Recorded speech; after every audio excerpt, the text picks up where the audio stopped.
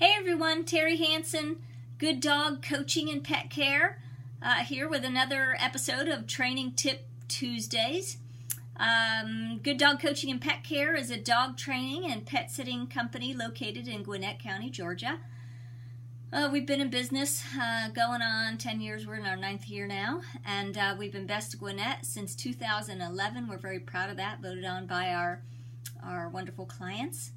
And so we do these Training Tip Tuesdays to help folks train their dogs, gain more knowledge, answer questions, and I always say dog training isn't rocket science, but you do have to be kind of a problem solver. You have to be patient. You have to be consistent, and there's lots of information out there these days on the internet.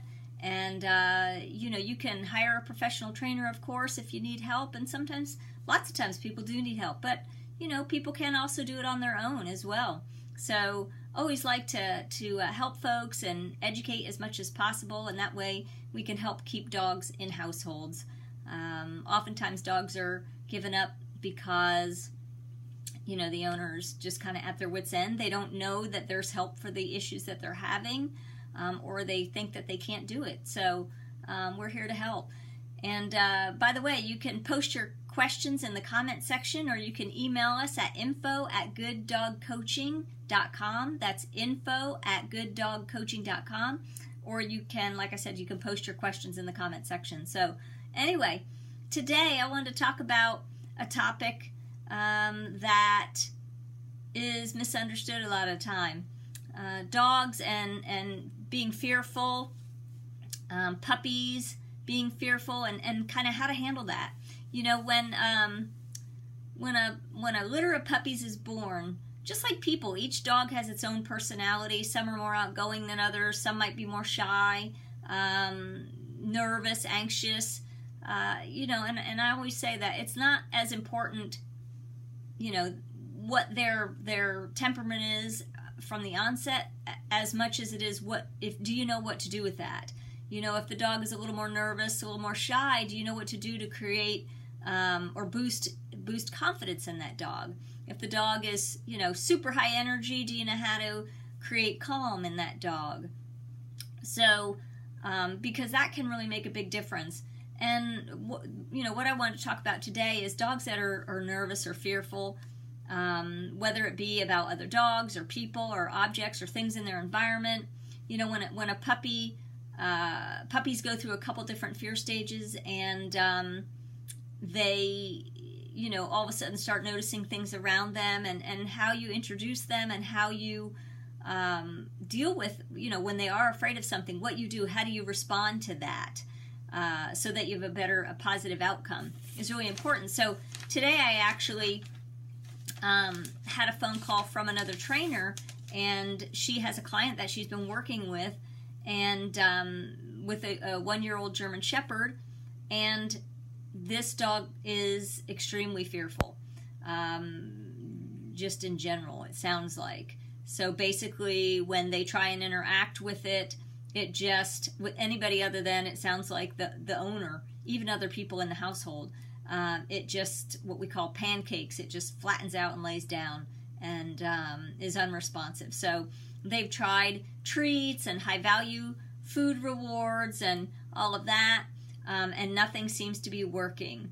And so one of the things I asked her was, have they tried food training? Now, the difference between food training and using treats and things is, with food training, you literally use their food, meaning their breakfast and their dinner, to motivate. So you try and work with the dog by giving food. If they don't take it, then, they don't eat at that point. So basically what you've got to do is, let enough time pass, and it sounds sad, and some owners, would break their heart to do this, but I kind of look at it as, what's worse, the dog going hungry for a little bit, or the dog staying in that state of extreme fear and anxiety? That is no picnic.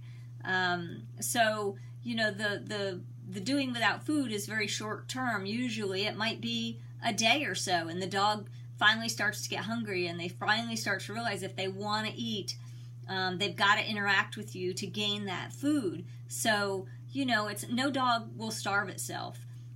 I've never met a dog that would starve itself. And so using just their food, no treats, no extra anything. You try and work with them. If they don't eat any of that food let's say for their breakfast, then they've lost that food. You try again at dinner with their the serving size of food that is allotted to them for dinner. They don't want it. They lose that food. The next morning you try again, and pretty soon, of course, the dog is building up hunger, and there's a point at which eventually it's willing to take the food because it's hungry. And that, they kind of get stuck in this mental place. It's kind of like a mental roadblock. And then when that happens, they start to realize, you are the giver of food. You are the source of food. And if I want to eat, I have to trust you. And so that kind of begins the healing process. And that's one way to do this. You can, for things like dogs that just pancake on the ground and won't get up, I said you can put a leash on them, preferably a slip leash that won't come off their head, and get them moving. If you have to physically pick them up to kind of get them taking a step or two, you do. You have to have lots of patience with dogs that are fearful. This dog is not aggressive in any way, it doesn't sound like. So, no fear, it sounds like, of getting bitten or anything. They just absolutely can't get it to respond. So one of the questions I asked also, because this is a common thing that people do, is when a dog is in a fearful state, a lot of humans apply human psychology, which is petting the dog, trying to console the dog, trying to, encourage and negotiate with the dog, and really your best to not say anything at all and just keep quiet. If you're gonna, and the reason for that is when you're petting the dog and loving on the dog and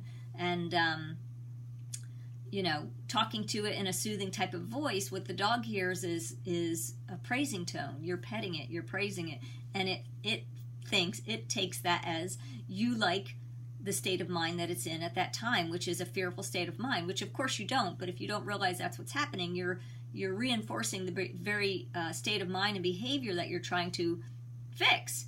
So it's very counterproductive. So it would be better to say nothing and don't talk to the dog at all unless and until it has a moment where it relaxes. And if it's afraid of, let's say you're out walking the dog and all of a sudden it's afraid of the trash can, it didn't see it, it saw it 10 times already and wasn't afraid, but and this is common in puppies when they go through their different developmental stages, is they didn't notice it before, and all of a sudden they notice it and they're, kind of like a bomb went off and they jump back or they're trying to get away from it. And in the case of something like that, you just, you've got the dog on a leash, obviously, you just walk it back and forth, back and forth, back and forth, not talking to the dog at that point in time, just walking back and forth until the dog walks by, and it will eventually if you're patient, until it walks by like the trash can's not even there. You just basically conditioned it to realize that nothing bad's happening. It's just that object that's there. And so you desensitize the dog to that particular object. Once the dog relaxes and is walking by like, hey, I don't even see that thing, that's the time that you can begin talking to the dog, praising the dog, because now they're in a state of mind, a relaxed state of mind. They're not fearful anymore.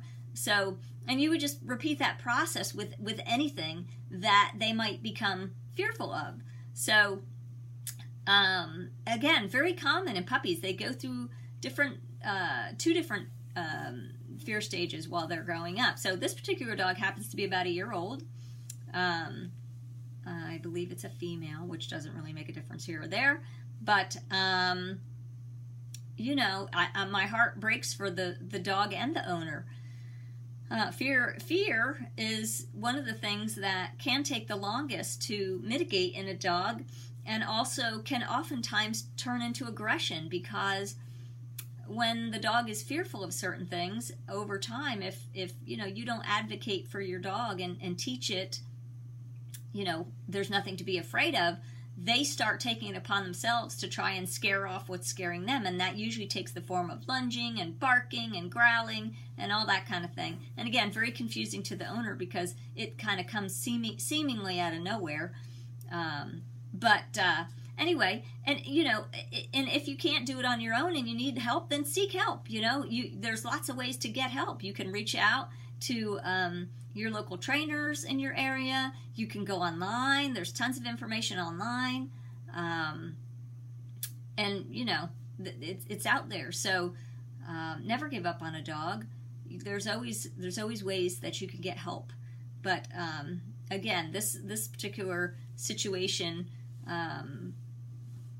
is common, really. And for a year old, for a dog to be that fearful at a year old is pretty bad, actually. So it sounds as if this has been going on for a while, and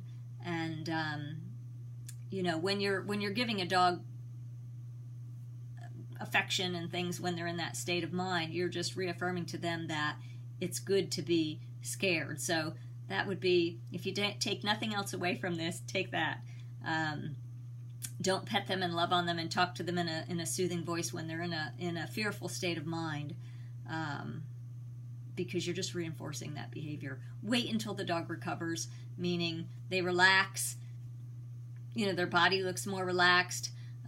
If it's an object and they've kind of startled at it, or there's a sound or something like that, or you've got fireworks or thunder and lightning. In instances such as those, thunder and lightning, fireworks, sounds like that, a good thing to do is actually start putting them through their paces in terms of just basic obedience. Giving their mind something else to focus on, and when they perform those commands or activities, you can reinforce it with food or treats. So and then they start to over time kind of positively associate, when I hear that sound, I do this thing and I get this food reward. But again, if your dog's not really food motivated, or very food motivated, cutting back on some of their food for a short period of time until they are is very helpful. It just kind of reprograms them into food. Will work for food. So anyway, that's that, you guys. Again, if you have any questions regarding this topic or anything else, please post them in the comment section, and we'll pick those up and answer those on another episode of Training Tip Tuesday. Or again, you can email them to me at info@gooddogcoaching. Again, that's info@gooddogcoaching.com. And